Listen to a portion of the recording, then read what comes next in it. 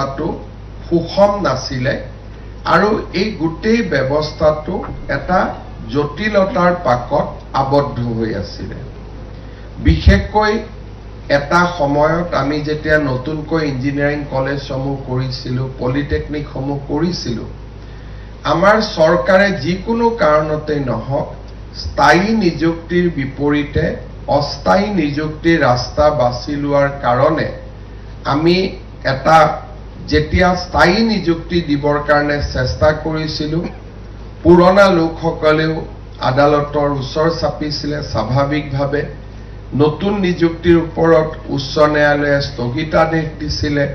আৰু প্ৰায় ৩টা বছৰ ধৰি আমি আদালতক এই নিযুক্তিৰ প্ৰক্ৰিয়াটো খুলিবৰ বাবে আমি এটা যাক প্ৰলং লিগেল বেটল বুলি কয় আমি বহু দিন আদালতৰ মাজত আবদ্ধ হৈ আছিলো এটা সময়ত আমি সিদ্ধান্ত লৈছিলো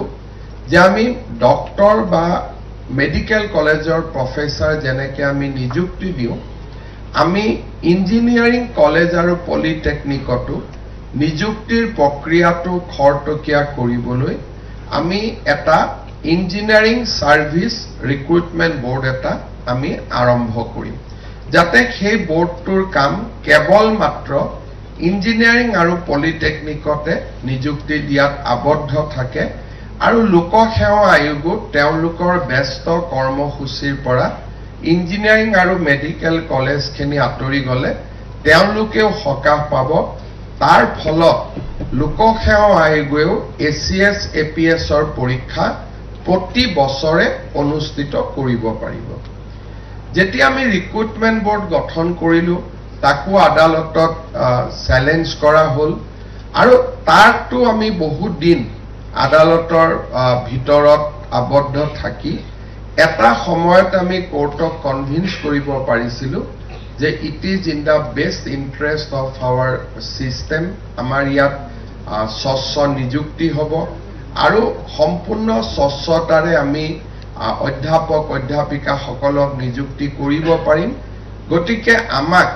ৰিক্ৰুটমেন্ট বোৰ্ডৰ জৰিয়তে নিযুক্তি দিয়াৰ অধিকাৰ দিব লাগে আৰু আমি আদালতক জনাইছিলো যে মেডিকেলত আমি কেনেকৈ ব্যৱস্থাত সফল হলো ৩টা বছৰৰ পিছত অৱশেষত আদালতে আমাক ইঞ্জিনিয়াৰিং সাৰ্ভিস ৰিক্ৰুটমেন্ট বোৰ্ডৰ জৰিয়তে নিযুক্তি দিবলৈ অনুমতি দিলে আৰু পুৰণা চলি থকা পৰীক্ষাসমূহৰ ফলাফল লোকসেৱা আয়োগক দিবৰ বাবে অনুমতি দিয়ে ইয়াৰ ফলত ২০২৪ চনত আমি লোকসেৱা আয়োগৰ জৰিয়তে 76 গৰাকী আৰু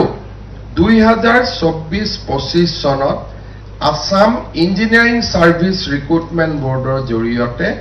৬৩০ গৰাকী অধ্যাপক অধ্যাপিকা বা আন বিভিন্ন ধৰণৰ পোষ্টত নিযুক্তি দিবলৈ আমি সক্ষম হ'ব পাৰিলো ইয়াৰ ফলত আজি আমাৰ পলিটেকনিক আৰু ইঞ্জিনিয়াৰিং কলেজ বিলাকত নিযুক্তিৰ বাবে আমি লোৱা প্ৰচেষ্টা এক প্ৰকাৰ সফল হ'ব পাৰিছে আৰু ১০০টামান পোষ্টক বাদ দিলে আমাৰ ২৬খন চৰকাৰী পলিটেকনিক আৰু ৭খন ইঞ্জিনিয়াৰিং কলেজত অধ্যাপক অধ্যাপিকাৰ ৰিক্ত পদ প্ৰায় সম্পূৰ্ণৰূপে পূৰণ হৈছে ইয়াত অলৰেডি যিখিনি আমি এডভাৰটাইজ কৰিছিলো তাৰ আৰু ৬০টামান গোচৰৰ ৬০টামান ৰিক্ৰুটমেন্টৰ কাম চলি আছে অহা ২ মাহত সেই ৬০টাও আমি নিযুক্তি দিব পাৰিম তাৰ ফলত ইঞ্জিনিয়াৰিং কলেজ বিলাকত বছৰটো ৰিটায়াৰমেন্ট লোৱা ছাত্ৰ ছাত্ৰীক বাদ দিলে বা শিক্ষক শিক্ষয়িত্ৰীক বাদ দিলে অলমোস্ট 100% ভ্যাকেন্সি আমি পূৰণ কৰিব পাৰিম যোৱা কেইটামান বছৰত অসমত ইঞ্জিনিয়াৰিং কলেজ বিলাকত পলিটেকনিক সমূহত অধ্যাপক অধ্যাপিকাৰ অসুবিধাৰ বাবে আমাৰ যিটো ষ্টেণ্ডাৰ্ড হ'ব লাগিছিল সেই ষ্টেণ্ডাৰ্ড বহু পৰিমাণে হ্ৰাস পাইছিলে যোৱা কেইদিনমান আগতে মই অসমৰ এগৰাকী বিদগ্ধ পণ্ডিত আৰু আমাৰ তেখেত ডাইৰেক্টৰ টেকনিক্যাল এডুকেশ্যন আছিল, গুৱাহাটী বিশ্ববিদ্যালয়ৰ উপাচাৰ্য আছিলে, আৰু আমাৰ অসম ইঞ্জিনিয়াৰিং কলেজৰ প্ৰিন্সিপাল আছিলে ডক্টৰ নিৰ্মল চৌধুৰী। তেখেতক মই সাক্ষাৎ কৰিব যাওঁতে তেখেতে মোক ইঞ্জিনিয়াৰিং কলেজসমূহৰ ডিটৰিয়েশ্যন, যিটো ষ্টেণ্ডাৰ্ডৰ ডিটৰিয়েশ্যন হৈছে তাৰ ওপৰত তেওঁ গভীৰ উৎকণ্ঠা প্ৰকাশ কৰিছিলে। তেওঁ কৈছিল যে বিশেষকৈ আমাৰ ইঞ্জিনিয়াৰিং কলেজ কেইখনত প্ৰফেচাৰ নথকা বাবে গোটেই কেইখন কলেজত ষ্টেণ্ডাৰ্ড বহু পৰিমাণে কম হৈছে। তেতিয়া মই তেখেতক কৈছিলোঁ যে আমি ব্যৱস্থা লৈছিলোঁ আৰু আজি প্ৰায় আমি 100% ৰিক্ৰুটমেণ্ট কৰিবলৈ সক্ষম হ'ম আৰু ৩-৪ মাহৰ ভিতৰত আমি সেই আইডিয়েল অৱস্থাটোত আমি গৈ পাম। আমি সকলোৱে জানো যে আমাৰ ইঞ্জিনিয়াৰিং কলেজসমূহত বহুত ছাত্ৰ ছাত্ৰী পঢ়িবলৈ আহে আৰু যিখিনি ল'ৰা ছোৱালী ইঞ্জিনিয়াৰিং কলেজত পঢ়িব আহে তেওঁলোক এক প্ৰকাৰ ক'ব গ'লে এটা ইনোভেটিভ মাইণ্ডছেট বা এটা নতুন কিবা এটা কৰাৰ মানসেৰে আমাৰ ইঞ্জিনিয়াৰিং কলেজসমূহত আহে। কিন্তু আমি যদি দেখা পাওঁ যে কেম্পাছ ৰিক্ৰুটমেণ্টত আমাৰ কলেজ কেইখনক অগ্ৰাধিকাৰ দিয়া পৰ্যায়লৈকে আমাৰ যিটো ষ্টেণ্ডাৰ্ড হ'ব লাগিছিল সেই ষ্টেণ্ডাৰ্ডত আমি থিয় হ'ব পৰা নাই। আজি যদি আমি চাওঁ টাটাই ছেমি কণ্ডাক্টৰ ইণ্ডাষ্ট্ৰী আনিছে, অসমত নুমলীগড় ৰিফাইনেৰীত এক্সপানশ্যন হৈছে, আমাৰ যিটো বেম্বৰ পৰা ইথানল ছেকেণ্ড জেনেৰেশ্যন আমাৰ ইথানল প্ৰডাকশ্যনৰ কাম অসমত আৰম্ভ হৈছে। অহা কেইটামান দিনৰ ভিতৰতে নামৰূপত আমাৰ সাৰ কাৰখানা আৰম্ভ হ'ব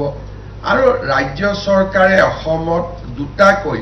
থাৰ্মেল পাৱাৰ প্লেণ্ট বনোৱাৰ বাবেও প্ৰচেষ্টা কৰি আছে। লাহে লাহে মই লক্ষ্য কৰোঁ যে অহা 5-6 বছৰত অসমত আমি মেনুফেকচাৰিং যিটো কাম আমি বহুত দিন আমাৰ নাছিলে, অইল ইণ্ডিয়া আৰু ONGCক বাদ দি আমাৰ মেনুফেকচাৰিঙৰ কাম অসমত একেবাৰেই নাছিলে। লাহে লাহে আমি অসমত মেনুফেকচাৰিঙৰ কাম আৰম্ভ কৰিব পাৰিম। যোৱা অহা কেইদিনমানৰ ভিতৰতে সৰু চিমেণ্ট ফেক্টৰী নহয় 10,000 crores ইনভেষ্ট কৰিব বিচৰা 2টা লাৰ্জ চিমেণ্ট ফেক্টৰী আহিব, ডাঙৰ 2টা প্ৰাইভেট ছেক্টৰে কৰিব আৰু অসমৰ যুৱক যুৱতীক